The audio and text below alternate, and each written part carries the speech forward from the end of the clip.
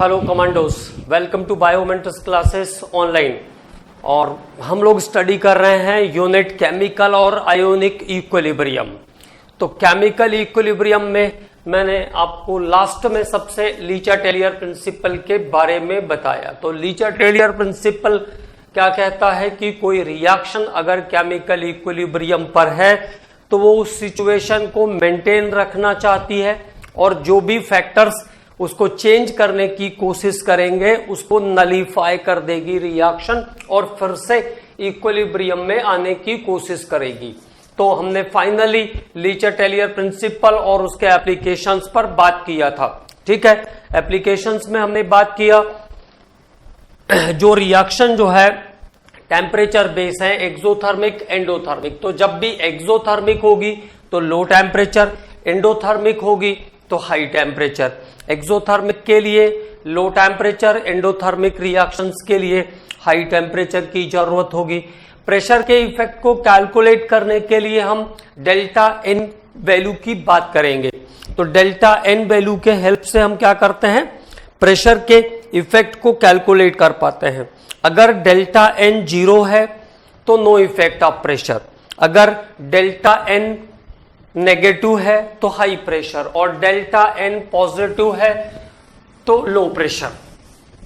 ठीक है, उसके बाद हमने बात किया कंसंट्रेशन के इफेक्ट पर। तो concentration any time when concentration of reactants are increases then reaction is shifted in the forward direction, product is quickly separated, then reaction is proceed in forward direction. When products are removed, और अगर हम product को remove कर रहे हैं तो reaction forward direction में तेजी से जाएगी और अगर एक्स्ट्रा अमाउंट ऑफ प्रोडक्ट का एडिशन कर देंगे तो रिएक्शन बैकवर्ड डायरेक्शन में चली जाएगी। ये लीचा-टेलियर प्रिंसिपल के लिए कॉन्सेंट्रेशन का इफेक्ट है। उसके बाद हम लोगों ने बात किया इनर्ट गैसेस में, तो कांस्टेंट वॉल्यूम पर कोई फर्क नहीं पड़ेगा। When volume is constant reaction is not affected by the addition of the inert gases. Constant pressure पर उनमें उन मॉलिक्यूल्स में जहां डेल्टा एन 0 होगा वहां पर कोई इफेक्ट नहीं पड़ेगा कांस्टेंट प्रेशर पर भी। लेकिन वो मॉलिक्यूल्स जिसमें रिएक्टेंट के मॉलिक्यूल्स या रिएक्टेंट का वॉल्यूम ज्यादा है एज कंपेयर टू प्रोडक्ट, उनमें इनर्ट गैसेस मिलाने पर रिएक्शन बैकवर्ड डायरेक्शन की तरफ जाएगी और जिनमें डेल्टा एन नेगेटिव आता है उसमें बैकवर्ड डायरेक्शन की तरफ और जिसमें डेल्टा एन पॉजिटिव आता है उसमें फॉरवर्ड डायरेक्शन की तरफ रिएक्शन मूव करेगी by addition of inert gases at constant pressure. ठीक है, तो ये कुछ लीचा-टेलियर प्रिंसिपल से रिलेटेड पॉइंट्स पर हमने बात किया था और अब बात करेंगे अपने नए हिस्से पर, दैट इज आयोनिक इक्विलिब्रियम। तो अब बात करते हैं आयोनिक इक्विलिब्रियम के बारे में। तो this is part of chemical equilibrium, आपके बुक में सब कुछ साथ में है। तो आयोनिक इक्विलिब्रियम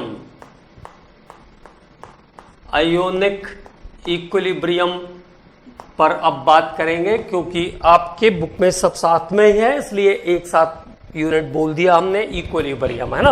अब बात करते हैं आयोनिक इक्विलिब्रियम के बारे में। तो क्या होता है ionic equilibrium? Equilibrium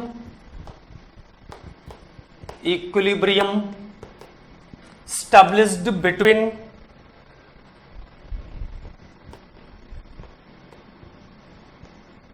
ionized and unionized. Equilibrium established between ionized and unionized ions of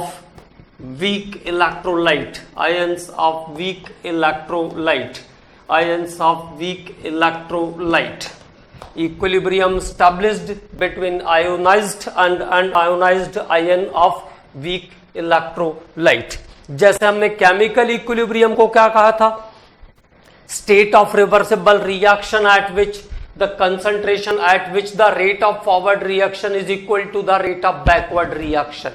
State of reversible reaction at which rate of forward reaction is equal to the rate of backward reaction is the chemical equilibrium. So here what is the meaning of ionic equilibrium?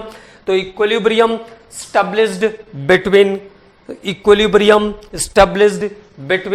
ionized and unionized ion of weak electrolyte.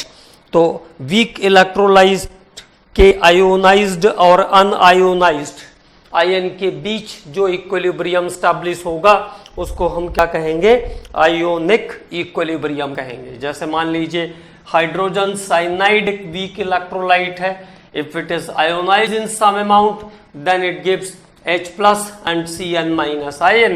तो here the equilibrium is between ionized and unionized ions of weak electrolyte is called ionic equilibrium। तो इस condition को हम कहेंगे ionic equilibrium।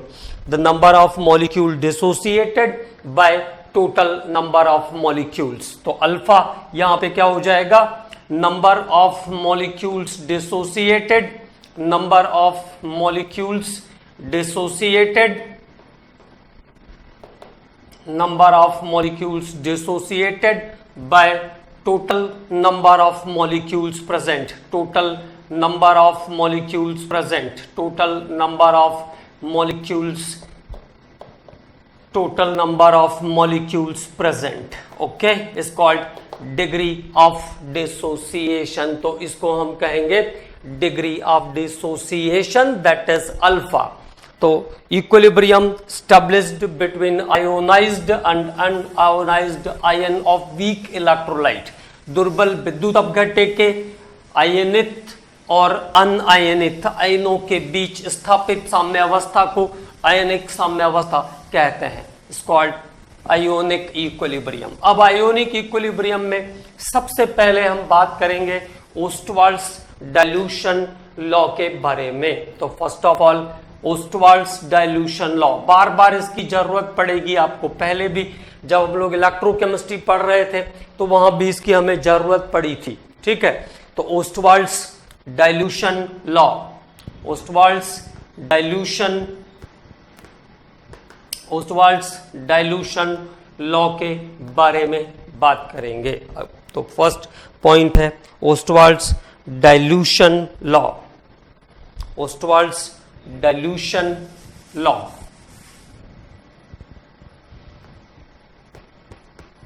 ओस्टवाल्ड्स dilution law, तो first of all बात करेंगे ओस्टवाल्ड्स dilution law के बारे में। तो लॉ क्या है पहले उस पर बात कर लेते हैं, फिर उसका इंपॉर्टेंस क्या है उसके बारे में बात करते हैं। तो फर्स्ट ऑफ ऑल लॉ के बारे में बात करेंगे।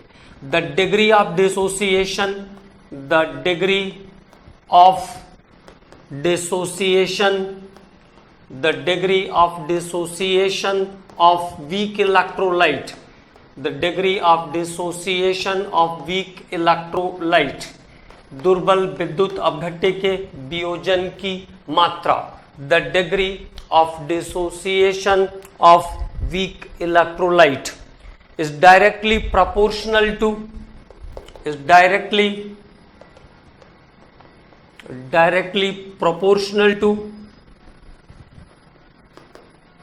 the degree of dissociation of weak electrolyte is directly proportional to root of dilution, directly proportional to root of dilution,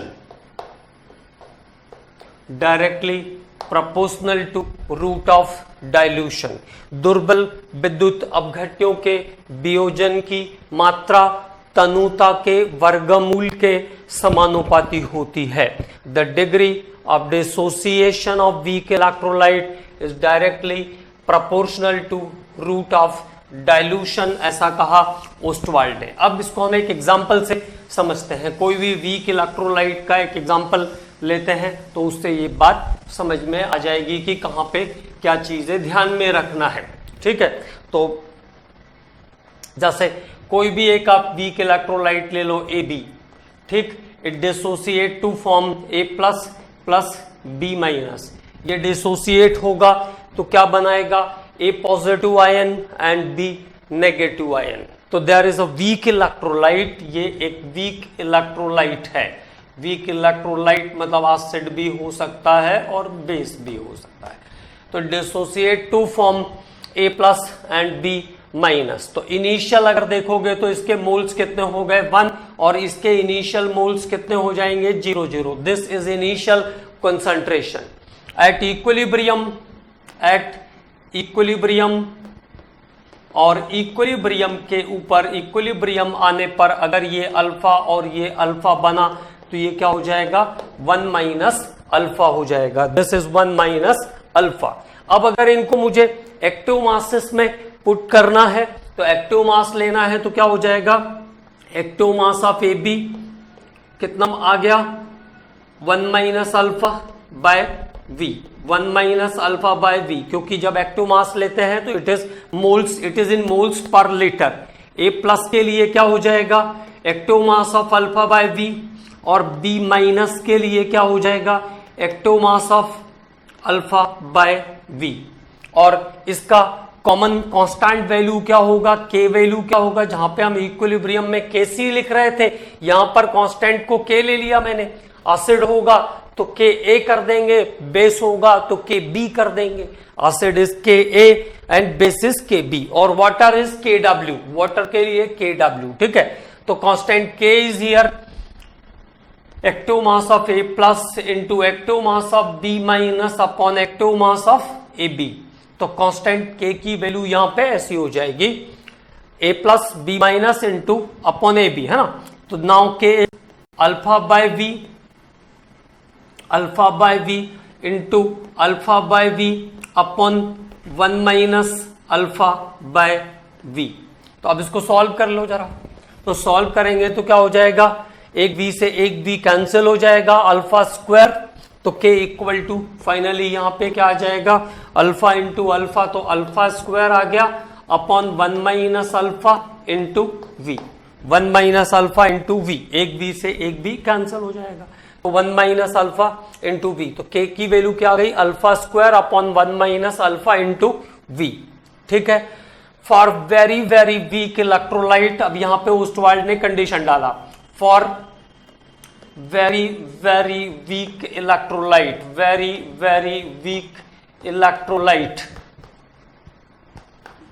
very very weak electrolyte, बहुत ही दुर्बल विद्युत अपघट्य के लिए, वेरी वेरी वीक इलेक्ट्रोलाइट, अत्यंत दुर्बल विद्युत अपघट्य के, for very very weak electrolyte the degree of dissociation, the degree of dissociation, the degree of dissociation is negligible, is negligible, the degree of dissociation is negligible। दुर्बल विद्युत अपघट्यों के लिए वियोजन की मात्रा नगण्य होती है। the degree of dissociation for very very weak electrolyte is negligible, मतलब अल्फा तो है लेकिन यहां पे 1 माइनस अल्फा के से जब कंपेयर करेंगे तो 1 माइनस अल्फा के कंपैरिजन में ये क्या हो जाएगा only alpha by only 1 minus alpha की वैल्यू जो है 1 हो जाएगी। तो for very very weak electrolyte the degree of dissociation is negligible. तो 1 माइनस अल्फा की जो वैल्यू है उसको हम क्या कर देंगे, इट इज इक्वल टू 1। तो ये कंडीशन डाला ओस्टवाल्ड ने। अत्यंत दुर्बल विद्युत अपघट्य के लिए, वेरी वेरी वीक इलेक्ट्रोलाइट के लिए degree of dissociation is negligible. तो K equal to now what alpha square upon V, alpha square upon V। तो K की वैल्यू अब क्या हो गई अल्फा स्क्वायर अपॉन V, ठीक है। तो अल्फा स्क्वायर इक्वल टू क्या हो जाएगा, देखो यहां पे अल्फा स्क्वायर है तो अल्फा स्क्वायर इक्वल टू क्या हो गया K into V, alpha square equal to K into V। तो alpha square equal to K into V। तो अल्फा इक्वल टू हो जाएगा root of K V, alpha is the root of K into V. और अगर आप constant को हटाओगे तो alpha is directly proportional to, alpha is directly proportional to root of dilution, alpha is directly proportional to root of dilution. तो दुर्बल विद्युत अपघट्यों के लिए जो वियोजन की मात्रा होती है वो तानुता के वर्गमूल के समानुपाती होती है। ओके, तो alpha is directly proportional to root of dilution. This is the Ostwald's dilution law. तो alpha equal to, alpha is directly proportional to root of dilution.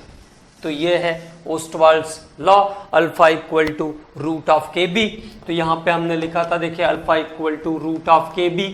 तो ऐसा भी लिख सकते हैं alpha equal to root of K by C, dilution और concentration 1 by V equal to होता है C, 1 by V equal to C. ठीक है, तो अल्फा इक्वल टू क्या हो जाएगा, रूट ऑफ के सी, root of K by C, root of K by C for acid.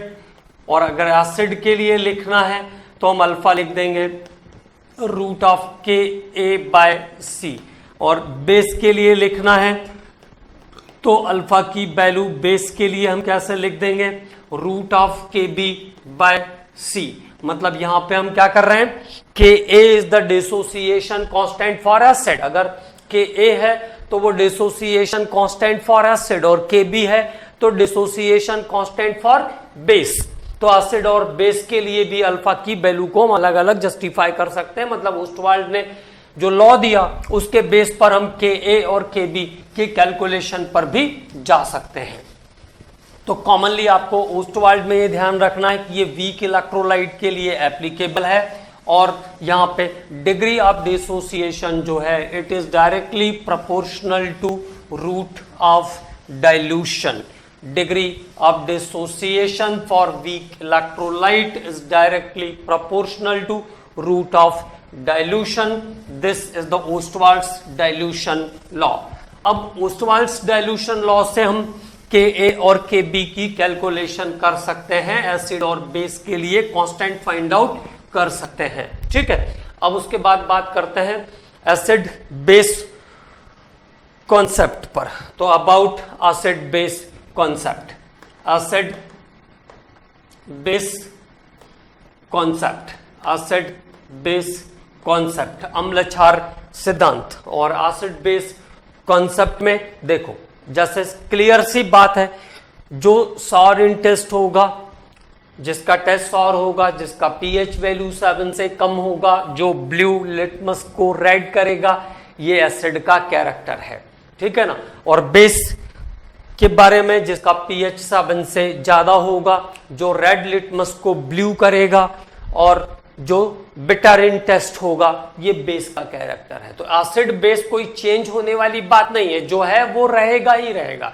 लेकिन अलग अलग साइंटिस्ट ने अलग अलग तरीके से उसको डिफाइन करने की कोशिश किया, और उसमें क्या चीजें प्रॉब्लमेटिक हैं, क्या चीजें मिस्टेक हैं उसमें, उसके बारे में भी हमें यहाँ पे उनको स्टडी करना है। तो सबसे पहला जो कॉन्सेप्ट आता है जो एसिड बेस को एक्सप्लेन करता है वो है Arrhenius acid base concept. Arrhenius acid base concept, Arrhenius acid base concept. तो अब देखो, आर्हेनियस ने एसिड के बारे में क्या कहा, 1 बाय 1 बात करते हैं। एसिड के बारे में आर्हेनियस ने क्या कहा, ठीक है। तो acids are the substances, acids are the substances which donate, acid are the substances which donate H plus ion in aqueous solution, H plus ion in aqueous solution। मतलब वो सब्सटेंस जो एक्वस सॉल्यूशन में डालने पर H plus ion donate करेंगे वो acid हैं, ऐसा कहा आर्हेनियस ने। The substances which donate H plus ion in aqueous solution. जैसे आप HCl नॉर्मली गैस के फॉर्म में है, पानी में डालिए उसको तो H plus plus Cl minus ion produce करेगा। एसिटिक एसिड एक्वस सॉल्यूशन में डालेंगे तो it produce H plus plus CH3COO minus ion. H2SO4 aqueous solution में डालने पर H plus plus HSO4 minus ion. तो ऑल दो substances which produce H plus ion in aqueous solution, जो भी सब्सटेंस वाटर के अंदर एड अप करने पर H प्लस आयन डोनेट करेंगे, it is all known as acid. उन सभी सब्सटेंसेस को हम क्या कहेंगे? एसिड कहेंगे। ठीक है, तो पहली बात तो यह है कि क्या चाहिए? एक्वस सॉल्यूशन चाहिए। एक्वस सॉल्यूशन में जो H प्लस आयन डोनेट करने वाले सब्सटेंसेस हैं वो एसिड्स हैं। क्लियर? अब बात करते हैं बेस के बारे में। तो बेस क्या हो जाएंगे? Are the substances which donate OH minus ion in aqueous solution. Arrhenius concept के बारे में हम बात कर रहे हैं अभी, है ना, एक दूसरे में मिलाना नहीं है चीजों को। तो आर्हेनियस ने बेस के बारे में क्या कहा? Are those substances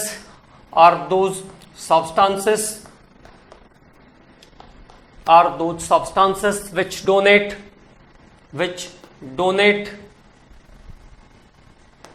OH minus ions in aqueous solution।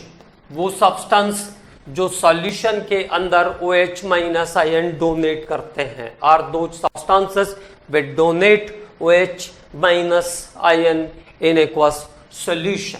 वो सभी सब्सटेंस जो वाटर के अंदर डालने पर एक्वस सॉल्यूशन में रखने पर OH माइनस आयन ट्रांसफर करते हैं। जैसे NaOH तो Na प्लस, और ये इसने प्रोड्यूस किया OH माइनस।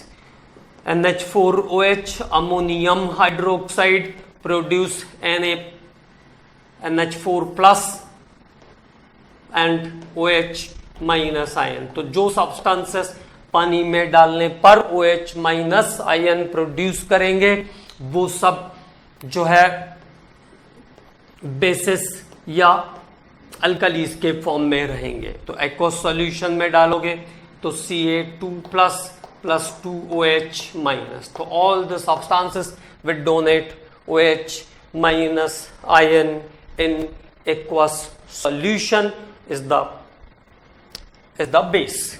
जो पानी में डालने पर OH माइनस आयन डोनेट करते हैं उनको हम क्या कहेंगे? बेस कहेंगे। तो ये तो बात हुई जनरल आर्हेनियस कॉन्सेप्ट की। जो H प्लस डोनर है, जो H प्लस डोनेट करेगा वो एसिड, और जो OH माइनस आयन डोनेट करेगा वो बेस होगा, ऐसा कहा आर्हेनियस ने। ठीक है, अब क्या लिमिटेशंस हैं इसके, उसके बारे में बात करते हैं। What are the limitations of the Arrhenius concept? ये बहुत इंपॉर्टेंट है। Limitations of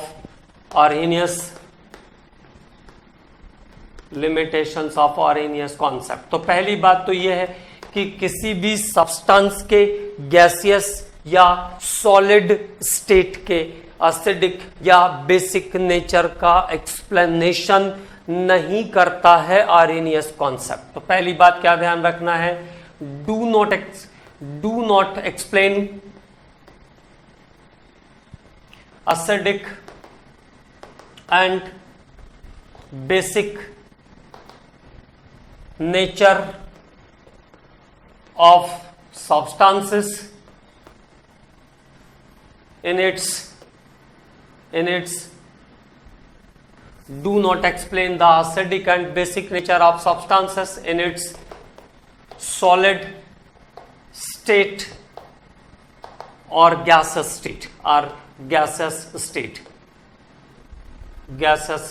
state okay, clear now? जैसे मैंने कहा HCl गैस है, आर्हेनियस के कॉन्सेप्ट से हम इसके बारे में क्या कह सकते हैं? HCl गैस का नेचर कैसा होगा, एसिडिक और बेसिक?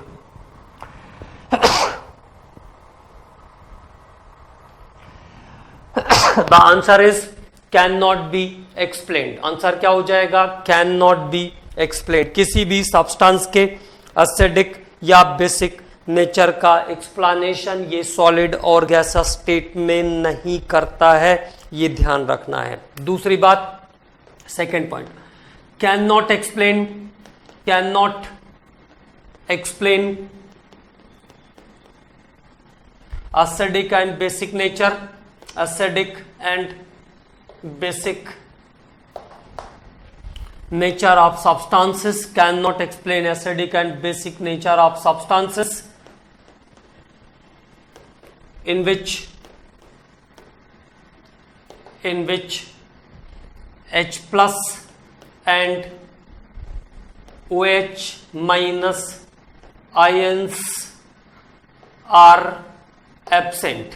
ऐसे किसी भी सब्सटेंस के एसिडिक या बेसिक नेचर का एक्सप्लेनेशन आर्हेनियस कॉन्सेप्ट नहीं कर पाता है जिसमें H प्लस या OH माइनस एब्सेंट होते हैं। फॉर एग्जाम्पल, तो एग्जाम्पल ऊपर लिख लेते हैं। तो एक बात तो ये हो गई कि सॉलिड और गैसियस स्टेट में किसी भी सब्सटेंस के एसिडिक या बेसिक नेचर का एक्सप्लेनेशन नहीं करता। जैसा मैंने आपसे कहा कि अगर क्वेश्चन में ऐसा है HCl गैस है आर्हेनियस कॉन्सेप्ट के अकॉर्डिंग, तो आपको ये आंसर करना पड़ेगा कैन नॉट बी एक्सप्लेन। ठीक है, अब देखो, जैसे जैसे CO2 एसिडिक है, SO2 एसिडिक है, SO3 एसिडिक है, लेकिन आर्हेनियस कॉन्सेप्ट इस टाइप के किसी भी सब्सटेंस के एसिडिक या बेसिक नेचर का एक्सप्लेनेशन नहीं करेगा। Can not explain, can not explain. Okay, इसके बाद अमोनिया बेस है, कैल्शियम ऑक्साइड बेस है।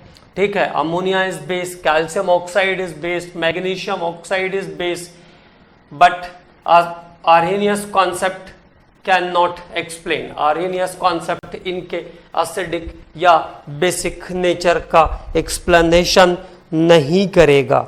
ठीक है, तो ये बहुत इंपॉर्टेंट बात है, इसको अच्छे से ध्यान रखना है।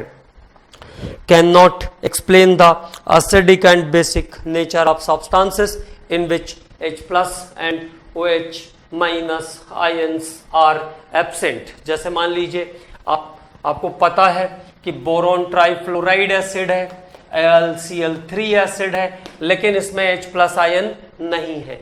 H प्लस आयन नहीं है तो आर्हेनियस कॉन्सेप्ट ऐसे किसी भी सब्सटेंस के एसिडिक या बेसिक नेचर का एक्सप्लेनेशन नहीं कर पाएगा। अमोनिया, CaO, MgO इन जैसे सब्सटेंसेस के बेसिक नेचर का एक्सप्लेनेशन भी आर्हेनियस कॉन्सेप्ट नहीं करता है। ठीक है, तो जो भी एसिड या बेस ऐसे हैं जो बाई नेचर तो एसिड बेस हैं, लिटमस टेस्ट तो वो पास करते हैं, लेकिन उनमें H प्लस या OH माइनस आयन नहीं है, उनका एसिडिक या बेसिक नेचर आर्हेनियस कॉन्सेप्ट से एक्सप्लेन नहीं हो पाएगा। तो this concept can not explain the acidic and basic nature of substances in which H plus and OH minus ions are absent. तो this is the one of the important point. तो ये एक important बात है, इसको आपको ध्यान रखना है। उसके बाद आर्हेनियस ने एक काम और किया, आर्हेनियस डिफाइन द न्यूट्रलाइजेशन। क्या किया आर्हेनियस ने? न्यूट्रलाइजेशन को डिफाइन किया। आर्हेनियस ने न्यूट्रलाइजेशन को डिफाइन किया, हिंदी में इसको कहते हैं उदासीनीकरण। तो क्या कहा? Neutralisation means what? व्हेन, ऐसा कह लें बल्कि chemical reaction in which a chemical reaction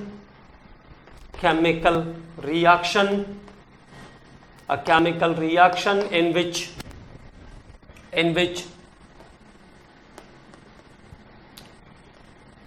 acids and bases are reacts to form salt and water, a chemical reaction in which acids and bases are reacts to form salt and water। तो एक ऐसा chemical reaction जिसमें acid और base आपस में react करके salt और water का फॉर्मेशन करते हैं, इसको हम कहेंगे न्यूट्रलाइजेशन। तो chemical reaction in which acid and bases are reacts to form salt and water. Okay, like NaOH plus HCl, जैसे NaOH प्लस HCl रिएक्शन करता है तो क्या बनाएगा, NaCl plus water, NaCl plus water plus 13.7 kilo calories की energy निकालेगा। ये 13.7 kilo calories अगर जूल्स में लेना है तो 4.18 से मल्टीप्लाई कर देंगे, अगर जूल्स में लेना है तो 4.18 से मल्टीप्लाई कर देंगे। ठीक है, एक इंपॉर्टेंट बात और ध्यान रखना है, for strong acid and strong base, for strong acid and strong base, for strong acid and strong base, for strong acid and strong base, the enthalpy of neutralization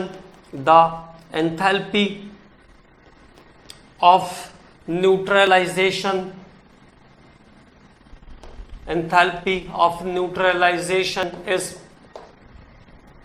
13.7 kilo calories. अगर delta H के term में लेंगे तो -13.7 kilo calories, क्योंकि हमने यहाँ पे enthalpy of neutralisation कह दिया था ना, तो -13.7 kilo calories in term of delta H, क्योंकि एक्सोथर्मिक होता है।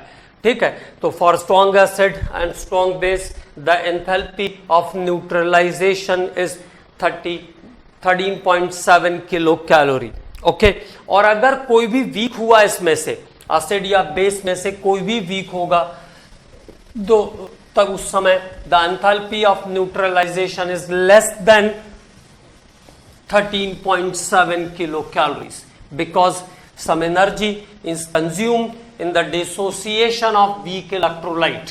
कुछ एनर्जी जो वीक इलेक्ट्रोलाइट है उसके डिसोसिएशन में कंज्यूम हो जाएगी।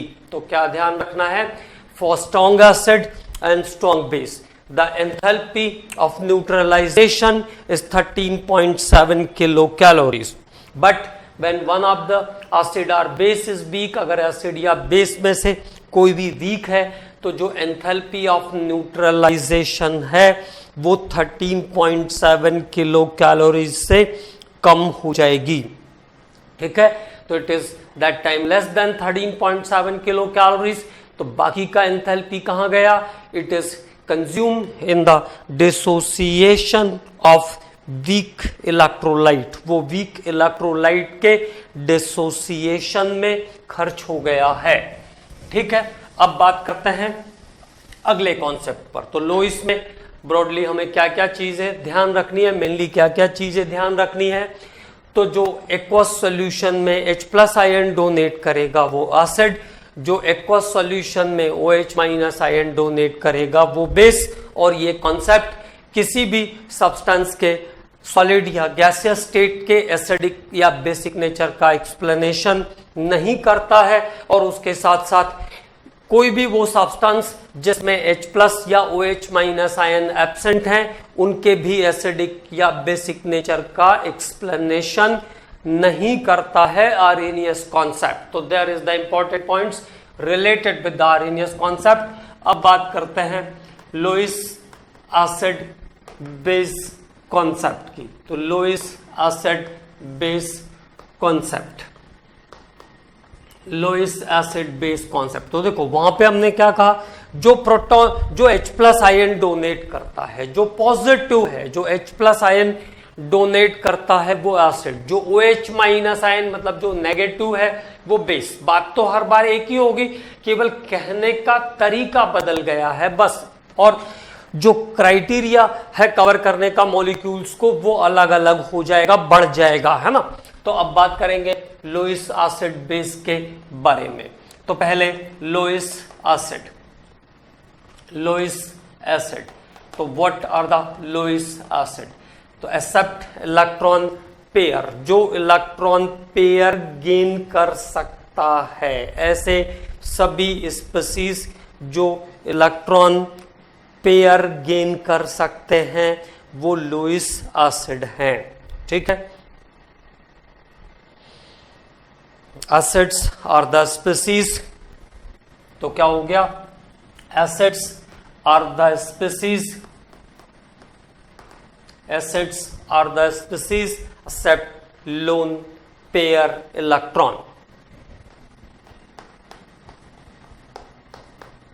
lone pair electron, वो सभी स्पीसीज जो लोन पेयर इलेक्ट्रॉन गेन कर सकती है, वो सभी समूह जो एकाकी इलेक्ट्रॉन युग्म ग्रहण कर सकते हैं, उनको हम क्या कहेंगे, लोइस एसिड कहेंगे, लोइस एसिड। तो it is variety of Lewis acid. ठीक है, तो जो इलेक्ट्रॉन पेयर एक्सेप्टर्स हैं वो सब लोइस एसिड हैं। देखो अब एग्जांपल, जैसे मैंने कहा बोरॉन ट्राइफ्लोराइड, तो बोरॉन ट्राइफ्लोराइड को चेक कर लो, 5 2 3 electron is share from fluorine, तो now 6 electron in the octet, इसके पास ऑक्टेट में 6 इलेक्ट्रॉन है, it means it is electron deficient species, ये इलेक्ट्रॉन डेफिशिएंट स्पीसीज है। तो जो इलेक्ट्रॉन डेफिशिएंट स्पीसीज होंगी, जिनके ऑक्टेट में पेयर ऑफ इलेक्ट्रॉन को एकोमोडेट करने की कंडीशन होगी, वो सब लोइस एसिड की कैटेगरी में आ जाएंगे। AlCl3, BeCl2, BeCl2, तो beryllium atomic number 4, 2 from chlorine, तो नाउ इसके पास भी 2 इलेक्ट्रॉन पेयर एक्सेप्ट कर सकता है वो। तो all those species, all those positive charge groups having tendency of gain of electron pair, जो इलेक्ट्रॉन पेयर गेन कर सकते हैं, वो सब जो है लोइस एसिड है। और क्या क्या क्राइटेरिया है लोइस एसिड्स को जस्टिफाई करने का? तो पहली बात तो वो हो गई जिसमें इलेक्ट्रॉन पेयर एक्सेप्ट करने की कैपेबिलिटी है, जो इलेक्ट्रॉन पेयर गेन कर सकता है। ठीक है, तो कुछ क्राइटेरिया हम लोग बना लग सकते हैं यहाँ पे ना, gain electron pair, gain electron pair, जो इलेक्ट्रॉन पेयर गेन करते हैं, लाइक अभी एग्जांपल बताया मैंने आपको, बोरॉन ट्राइफ्लोराइड, AlCl3, FeCl3, क्योंकि आयरन के पास d ऑर्बिटल वैकेंट होगा, d ऑर्बिटल में जगह खाली होगी, FeCl3, SnCl2, ठीक है, BeCl2, तो ये कुछ स्पीसीज जो कॉमनली इलेक्ट्रॉन पेयर गेन कर सकते हैं वो लोइस एसिड की कैटेगरी में आते हैं।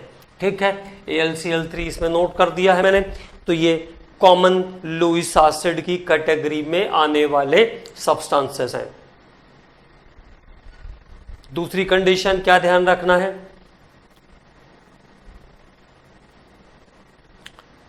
in which central atom has vacant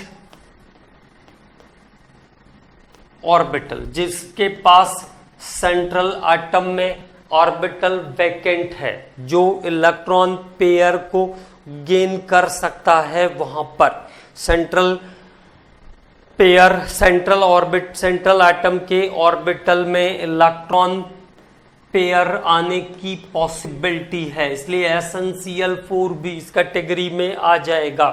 ठीक है, इसके बाद PF4, SF4, ये सभी स्पीसीज SF4, तो ये सभी स्पीसीज भी जिनके सेंट्रल एटम मतलब d ऑर्बिटल के पास वैकेंट इलेक्ट्रॉन, मतलब इलेक्ट्रॉन पेयर अकोमोडेट करने के लिए खाली पड़े हुए ऑर्बिटल्स प्रेजेंट हैं, वो जो है एसिड के जैसा काम करेंगे, लोइस एसिड के जैसा काम करेंगे। सिंपल सिंपल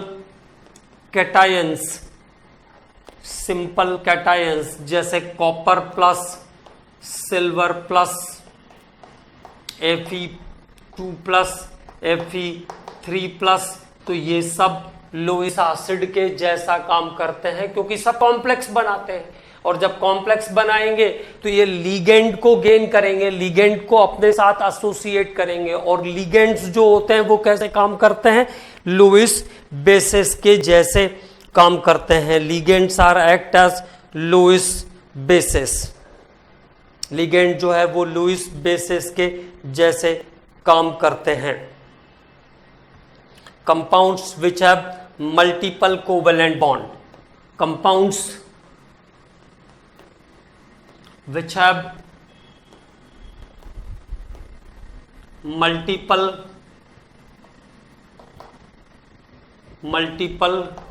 covalent bond, तो जिनमें मल्टीपल कोवेलेंट बॉन्डिंग होती है जैसे CO2 है, SO2 है, SO3 है, तो ये भी कैसा काम कर सकते हैं, एज अ लुईस एसिड काम कर सकते हैं। इनके एग्जांपल्स को मैं लिख लेता हूं आपके लिए अपर साइड पे।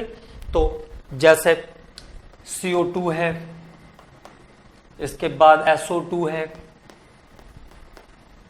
SO3 है, सल्फर ट्राइऑक्साइड, तो ये मल्टीपल बॉन्ड वाले जो कंपाउंड हैं ये भी लुईस एसिड के जैसा काम करते हैं। कार्बन डाइसल्फाइड है, कार्बन डाइसल्फाइड, तो ये सभी स्ट्रक्चर्स लुईस एसिड के जैसा काम कर सकते हैं। All of them are act as Lewis acid. ठीक है, तो ये सभी स्ट्रक्चर्स लुईस एसिड के जैसा काम कर सकते हैं। तो क्लियर हो गई बात। तो जिनके पास इलेक्ट्रॉन पेयर गेन करने की कैपेबिलिटी है वो लुईस एसिड है। इसका मतलब जिनके ऑक्टेट इनकम्प्लीट है, जो कैटायंस के फॉर्म में प्रेजेंट है, जिनके पास डी ऑर्बिटल में इलेक्ट्रॉन पेयर अकोमोडेट करने की जगह है, मतलब जितने भी कॉम्प्लेक्स में सेंट्रल मेटल एटम होंगे वो सब लुईस एसिड के जैसा काम करेंगे। अब बात करते हैं लुईस बेस के बारे में। तो what are the Lewis base? Substances are species which donate electron pair, जो इलेक्ट्रॉन पेयर डोनेट कर सकते हैं। तो species which donate electron pair is called Lewis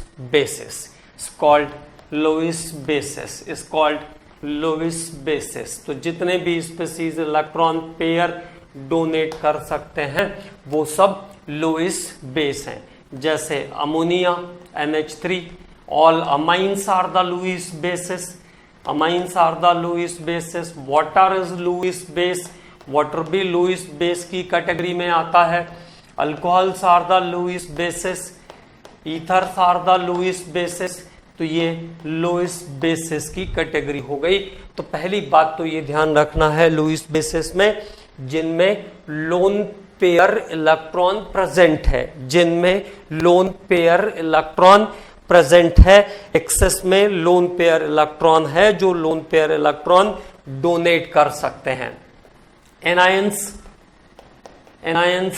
जैसे कोई भी नेगेटिव चार्ज आयन है, क्लोराइड है, NO3 माइनस है, इसके बाद OH माइनस है, any of the anion where it has capability to transfer electron pair, तो वो लुईस बेस के जैसा काम करेगा। It is act as Lewis base. Multiple bonded compound,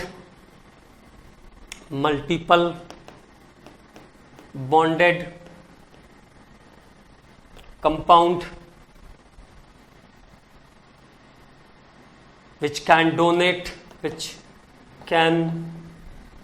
donate electron pair. जैसे साइनाइड है तो कार्बन के पास एक लोन पेयर है, ये इसको ट्रांसफर कर सकता है। ठीक है, तो साइनाइड है, इसके बाद NO है, NO, तो NO के पास एक लोन पेयर है, तभी तो वो NO2 बनाता है, ठीक है, तो NO हो गया। इसके बाद कहीं भी जहां पे पेयर ऑफ ट्रांसफर करने की पॉसिबिलिटी बन सकती है, वो सब कंपाउंड कैसा काम करते हैं, एज अ लोइस बेस काम करते हैं। किसी भी कॉम्प्लेक्स के अंदर जितने भी लिगेंड्स हैं, all the ligands are act as Lewis base. तो एक कॉमन पॉइंट है, उसको मैं लिख देता हूं, all the ligands are act as Lewis base. जितने भी लिगेंड्स हैं वो लुईस बेस के जैसा काम करते हैं। All the ligands are act as Lewis base. Lewis base, सभी लिगेंड लुईस बेस के जैसा काम करते हैं।